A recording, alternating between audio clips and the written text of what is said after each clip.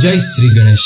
आज हम बात करते हैं कामदा एकादशी की व्रत कथा के बारे में। एक बार धर्मराज युधिष्ठिर कहने लगे कि हे भगवान, मैं आपको कोटि कोटि नमस्कार करता हूँ, कृपा करके मुझे कामदा एकादशी के बारे में बताइए। भगवान श्री कृष्ण कहने लगे, जो राजा दिलीप ने गुरु वशिष्ठ जी से कहा था और जो समाधान उन्होंने किया था वे मैं सब कुछ तुम्हें बतलाता। प्राचीन काल में भोगीपुर नाम एक गांव था।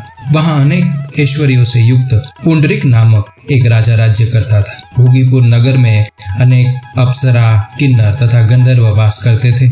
उनमें से एक जगह ललिता और ललित नाम के दो पति पत्नी अत्यंत वैभवशाली घर में निवास करते थे। उन दोनों में अत्यंत स्नेह था, यहाँ तक कि अलग अलग हो जाने पर दोनों व्याकुल हो जाते थे। एक समय पुंडरीक की सभा में अन्य गंधर्वों सहित ललित भी गान कर रहा था। गाते गाते उनको अपनी प्रिय पत्नी ललिता की याद आ गई और उसका स्वर थोड़ा सा भंग हो गया। इसके कारण गाने का स्वरूप ही बिगड़ गया। ललित के मन के भाव जानकर कारकोट नामक नाग के पद भंग होने के कारण राजा से कह दिया। तब पुंडरीक ने क्रोध पूर्वक कहा कि तू मेरे सामने गाता हुआ अपनी पत्नी का स्मरण कर रहा है, अतः तू राक्षस बनकर अपना कर्म फल भोगे। पुंडरीक के श्राप से ललित उसी क्षण महाकाय विशाल राक्षस हो गया। उसका मुख अत्यंत भयंकर, नेत्र सूर्य चंद्रमा की तरह प्रदीप्त तथा मुख में अग्नि निकलने लगी। उसकी नाक पर्वत की कंदरा के समान लगने लगी। सिर के बाल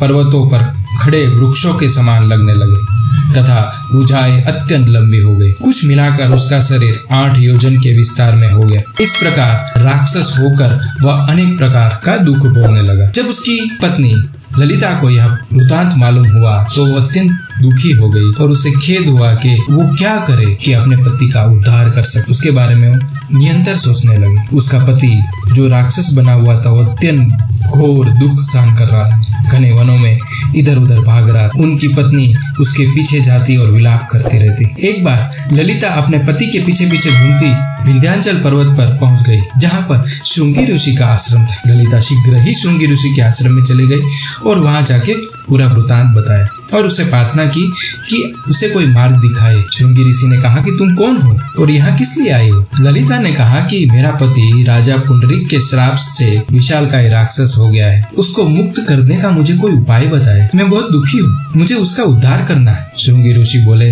हे गंधर्व कन्या, अब जो एकादशी आने वाली है उसका नाम है कामदा एकादशी। इसका व्रत करने से मनुष्य को सब कार्य सिद्ध हो जाते हैं। यदि तू कामदा एकादशी का व्रत करके उसके पुण्य का फल अपने पति को दे दे तो वो शीघ्र ही राक्षस योनि से मुक्त हो जाएगा। राजा का श्राप भी अवश्य शांत हो जाएगा। मुनि के वचन सुनकर जब कामदा एकादशी आई तब ललिता ने उसका विधि विधान से व्रत किया और द्वादशी को ब्राह्मणों के सामने अपने व्रत का फल अपने पति को देते हुए भगवान से इस प्रकार प्रार्थना करने लगी, हे प्रभु, मैंने जो ये व्रत किया है उसका फल मेरे पति देव को प्राप्त हो, जिससे वह राक्षस योनि से मुक्त हो जाए। एकादशी का फल देते ही उसका पति राक्षस योनि से मुक्त होकर अपने पुराने स्वरूप में वापस आ गए। फिर अनेक सुंदर वस्त्राभूषणों से युक्त होकर ललिता के साथ विहार करने लगा। उसके पश्चात ये दोनों विमान में बैठकर स्वर्गलोक को चले गए। वशिष्ठ मुनि कहने लगे कि हे राजा, इस व्रत को विधि पूर्वक करने से समस्त पाप नष्ट हो जाते हैं तथा राक्षस आदि की योनि से भी छुटकारा मिल जाता है। संसार में इसके बराबर कोई दूसरा व्रत नहीं है। इसकी कथा पढ़ने या सुनने मात्र से ही वाजपेयी यज्ञ का फल प्राप्त होता है। इस दिन हमें क्या करना है? विष्णु सहस्त्र नाम का पाठ करे या सुने, गीता का कोई अध्याय का पाठ करे या सुने, जितना हो सके